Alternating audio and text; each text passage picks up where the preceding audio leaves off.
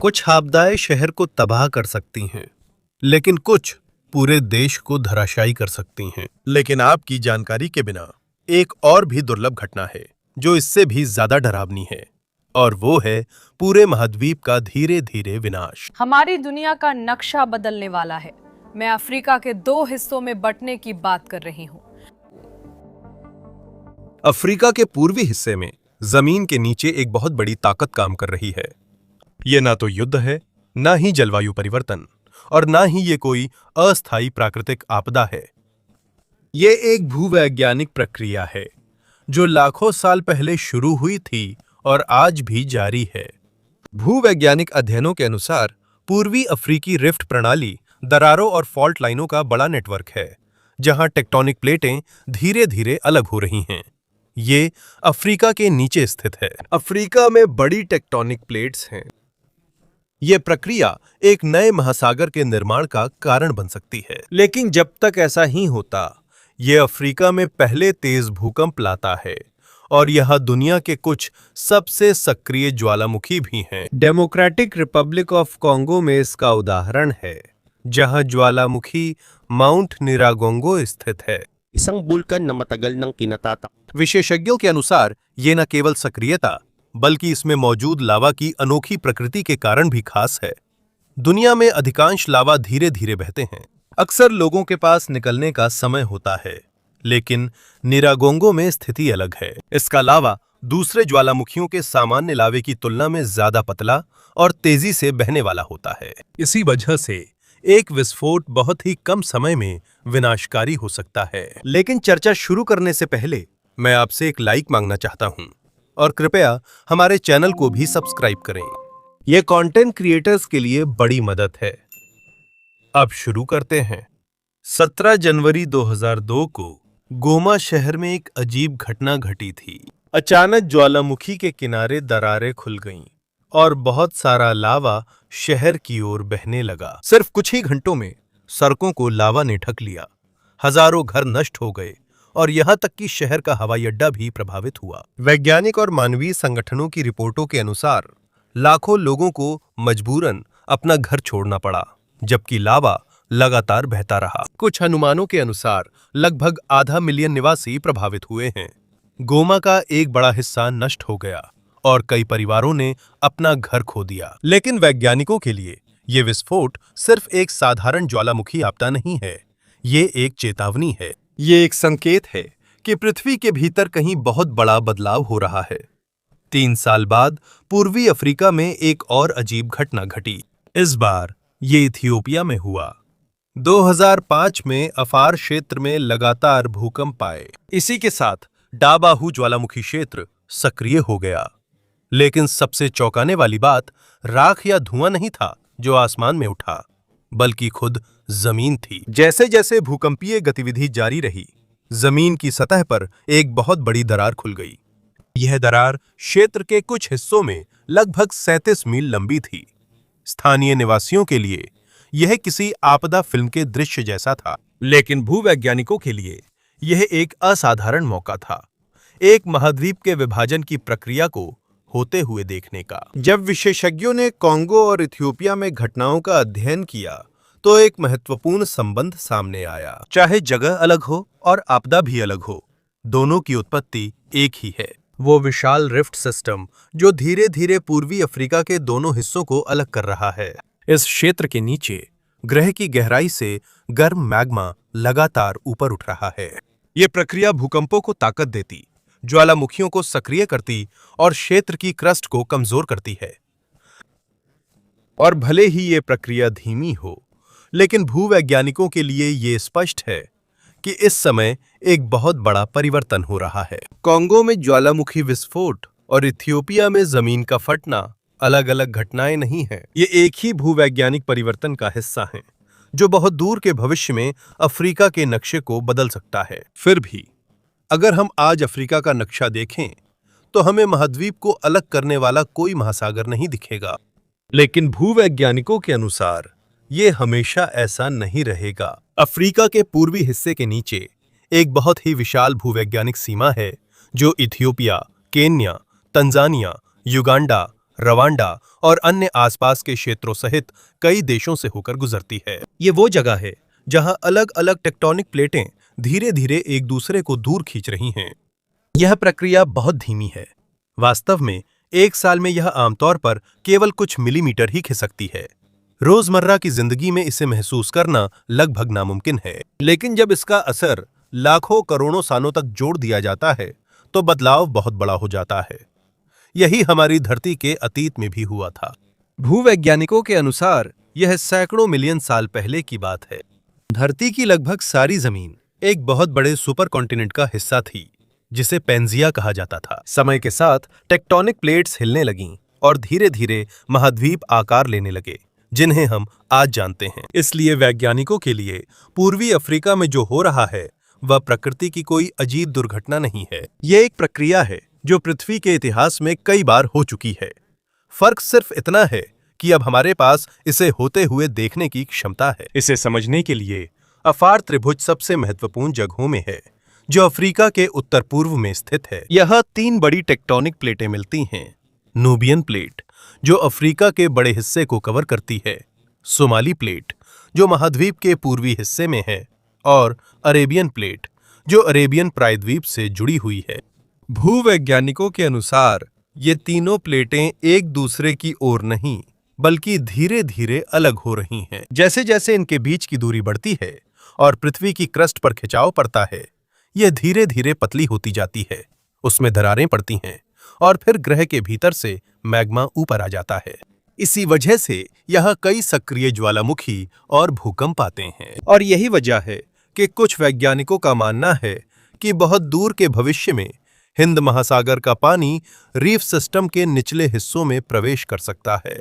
जब ऐसा होगा तो एक नया समुद्र बन सकता है। और अगर यह प्रक्रिया लाखों करोड़ों सालों तक चलती रही तो यह पूरी तरह से एक नया महासागर बन सकता है। लेकिन यह याद रखना जरूरी है कि यह हमारे जीवन काल में नहीं होगा। अधिकांश भूवैज्ञानिक अध्ययनों के अनुसार इस तरह की महाद्वीपीय विभाजन की प्रक्रिया में बहुत लंबा समय लगता है। संभव है महाद्वीप का आकार पूरी तरह बदलने में कुछ से लेकर दसियों मिलियन साल लग सकते हैं। इस बीच वहां के लोगों के लिए सबसे अहम सवाल नया महासागर बनने का समय नहीं बल्कि ये है कि वे जारी भूवैज्ञानिक गतिविधियों के बीच कैसे जीवित रहेंगे। पूर्वी अफ्रीका के विभिन्न हिस्सों में नियमित रूप से भूकंप, जमीन में नई दरारें और ज्वालामुखी विस्फोट होते रहते हैं। कई निवासियों के लिए यह सामान्य जीवन का हिस्सा बन चुका है। कुछ समुदाय सक्रिय ज्वालामुखियों के पास रहते हैं। कुछ सड़कें ऐसे इलाकों से गुजरती हैं जहां पहले जमीन में दरारें थीं, और कुछ शहर ऐसे हैं जिन्हें सभी जानते हैं कि पास का ज्वालामुखी फिर से सक्रिय हुआ तो वे फिर प्रभावित हो सकते हैं। लेकिन इसके बावजूद जीवन चलता रहता है। बच्चे स्कूल जाते हैं, कुछ व्यवसाय रोज खुलते हैं, कुछ परिवार ऐसे इलाकों में अपना भविष्य बनाते रहते हैं जिन्हें लंबे समय से भूगर्भीय रूप से अस्थिर माना जाता है। जब विशेषज्ञ इस क्षेत्र का अध्ययन कर रहे थे तो एक और चौंकाने वाली खोज सामने आई। कई वर्षों तक वैज्ञानिकों का मानना था कि पूर्वी अफ्रीका का अलग होना केवल टेक्टोनिक प्लेटों की सामान्य गति का परिणाम है। आधुनिक सिस्मिक इमेजिंग से क्षेत्र की गहराई में जांच करने पर उन्हें और भी जटिल तस्वीर दिखी। ग्लासगो विश्वविद्यालय और अंतर्राष्ट्रीय संस्थानों के शोध के अनुसार प्रमाण मिले हैं कि पूर्वी अफ्रीका के नीचे पृथ्वी के मेंटल से भारी मात्रा में गर्म पदार्थ ऊपर आ रहा है। कुछ वैज्ञानिक इसे मेंटल प्लूम या सुपर प्लूम कहते हैं। साधारण शब्दों में यह मेंटल का बड़ा हिस्सा है जो ग्रह के अंदरूनी हिस्से में आसपास की चट्टानों से ज्यादा गर्म है। जब ये लाखों करोड़ों सालों तक ऊपर उठता रहता है तो ये ऊपर की क्रस्ट पर दबाव डालता है। ये महाद्वीप के हिस्सों को धीरे धीरे कमजोर और खींचता है। हालांकि सुपर प्लूम की भूमिका पर अभी भी सवाल है। वैज्ञानिक मानते हैं कि पूर्वी अफ्रीका के नीचे सिर्फ टेक्टोनिक प्लेटों की साधारण गति नहीं हो रही, इसमें एक गहरी और अधिक व्यापक शक्ति शामिल है जो पृथ्वी की गहराई में चुपचाप काम करते हुए हमारे ग्रह के बड़े महाद्वीपों को लगातार बदलती रहती है। इसके बावजूद पूर्वी अफ्रीकी रिफ्ट के अधिक अध्ययन से साफ है कि अफ्रीका के नीचे केवल साधारण महाद्वीपीय टूटना नहीं हो रहा, असल में ऐसे सबूत हैं जो दिखाते हैं कि इस प्रक्रिया को चलाने वाली शक्ति लगातार सक्रिय नहीं रहती। आधुनिक अध्ययनों के मुताबिक, जिसमें यूनिवर्सिटी ऑफ साउथहैम्पटन समेत अंतर्राष्ट्रीय वैज्ञानिक शामिल हैं, पृथ्वी के मेंटल से उठने वाला गर्म पदार्थ शायद निरंतर प्रवाह के बजाय तरंगों या धक्कों की श्रृंखला में चलता है। सीधे कहें तो ये नल की तरह नहीं बहता, बल्कि दिल की धड़कन जैसा है। हर बार जब बहुत गर्म पदार्थ ग्रह के भीतर से ऊपर की ओर बढ़ता है तो सतह पर मौजूद क्रस्ट पर दबाव बढ़ जाता है। बहुत लंबे समय में यह बार बार होने वाली प्रक्रिया महाद्वीप के कुछ हिस्सों को कमजोर करने और रिफ्ट सिस्टम के फैलाव में मदद कर सकती है। लेकिन जब विशेषज्ञ इन शक्तियों को समझने की कोशिश कर रहे थे, तभी पृथ्वी का एक और रहस्य अचानक उनके ध्यान का केंद्र बन गया, और इसका संबंध पानी से है। जब पूछा जाता है कि पृथ्वी के महासागर कहां से आए, तो हम अक्सर सोचते हैं कि सारा पानी समुद्रों, नदियों, झीलों, बादलों और बर्फ में है।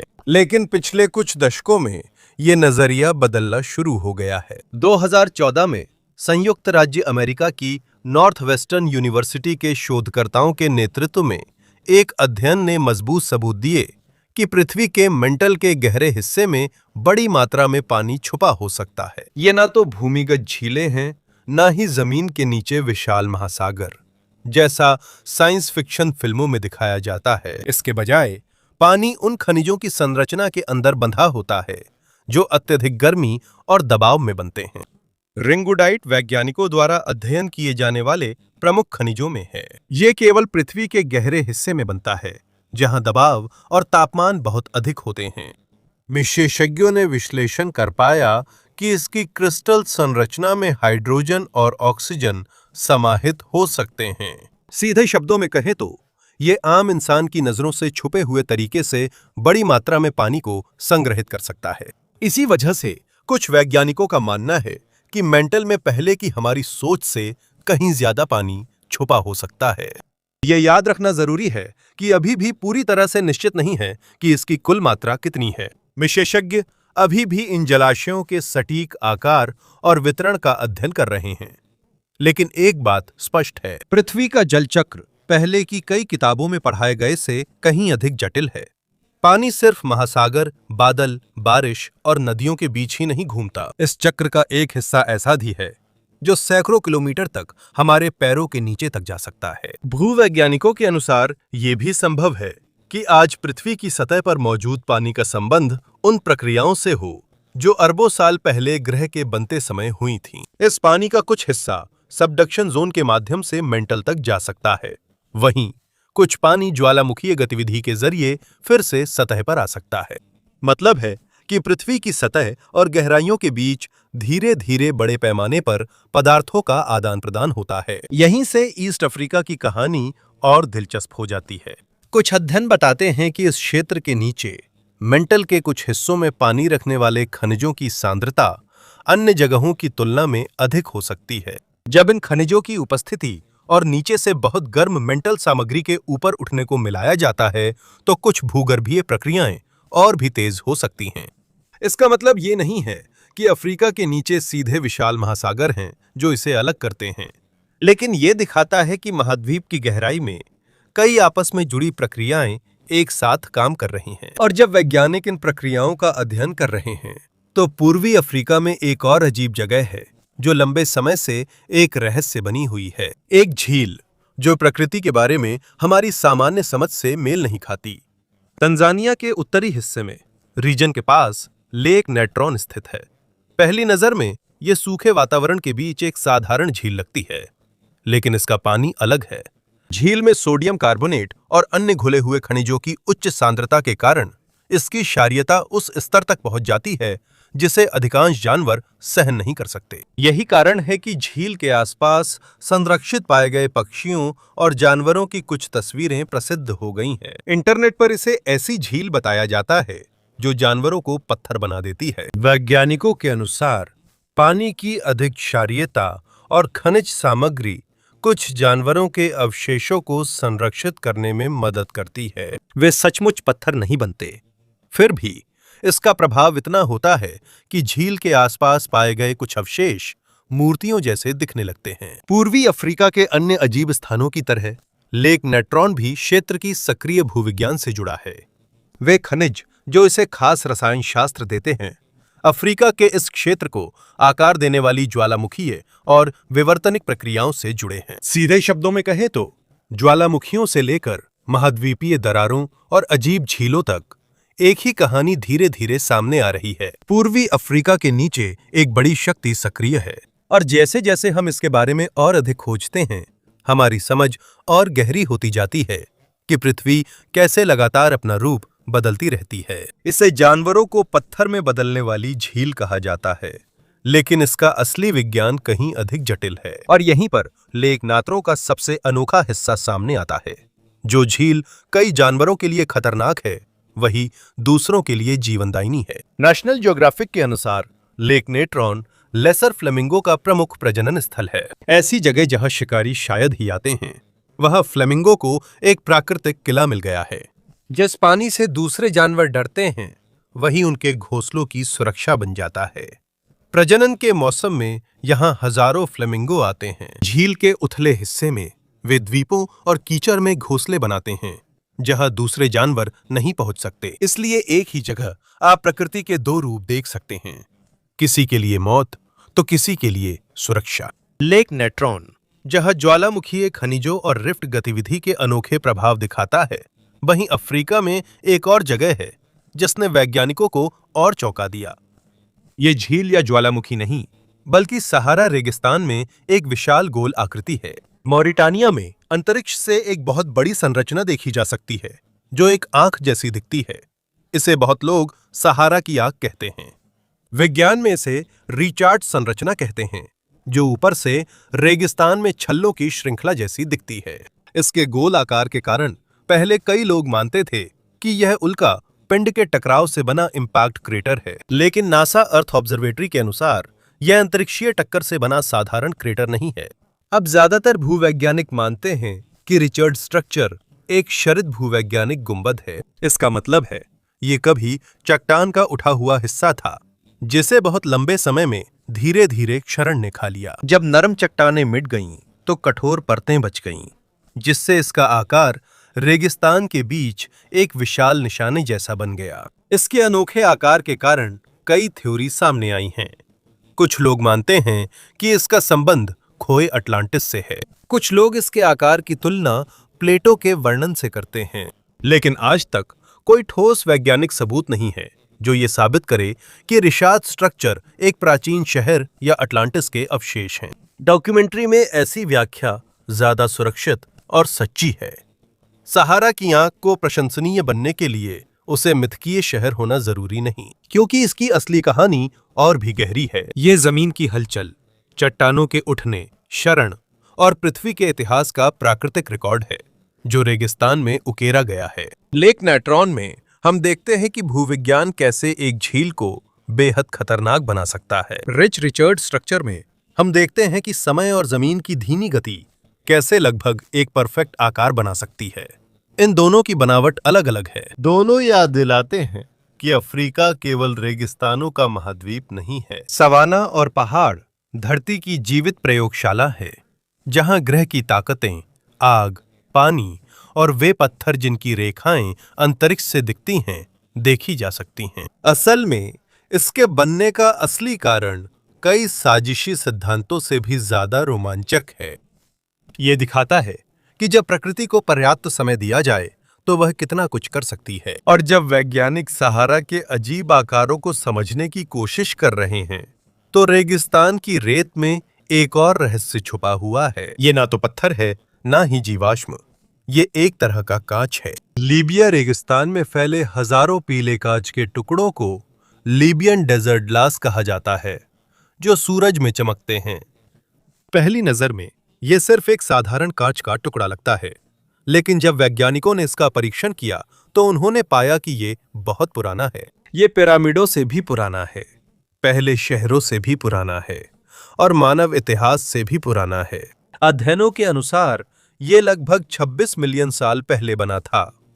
इसी वजह से ये साफ है कि इसे इंसानों ने नहीं बनाया। सबसे बड़ा सवाल ये है कि इसे किस चीज ने बनाया। रेत को पिघलाकर कांच बनाने के लिए बहुत ज्यादा तापमान की जरूरत होती है, जो रेगिस्तान की सामान्य गर्मी से भी कहीं ज्यादा है। इसीलिए कई भूवैज्ञानिक मानते हैं कि वहां कभी कोई शक्तिशाली ब्रह्मांडीय घटना हुई थी। संभव है कि कोई बड़ा उल्कापिंड या क्षुद्र ग्रह वायुमंडल में फटा या टकराया हो, जिससे इतनी गर्मी बनी कि क्वार्ट्ज वाली रेत के बड़े हिस्से पिघल गए।